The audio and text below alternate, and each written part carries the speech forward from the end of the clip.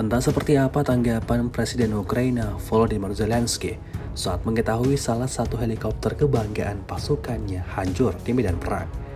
Sebuah video yang diunggah di media sosial Telegram pada Senin 25 Maret 2024 memperlihatkan kejadian yang tidak mengenakan bagi kubu Ukraina. Helikopter Ukraina yang beroperasi ditembak jatuh di wilayah Kherson. Militer Rusia benar-benar tidak membiarkan helikopter musuh bekerja, terlebih melintas di atas langit wilayah yang didudukinya.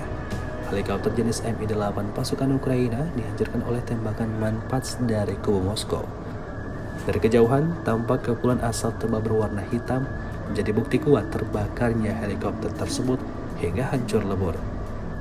Pada video yang berbeda memperlihatkan momen saat helikopter lain dengan jelas memperlihatkan sisa-sisa helikopter yang terbakar. Benar-benar tragis. Puing-puing helikopter tentara Ukraina penuhi wilayah Kherson.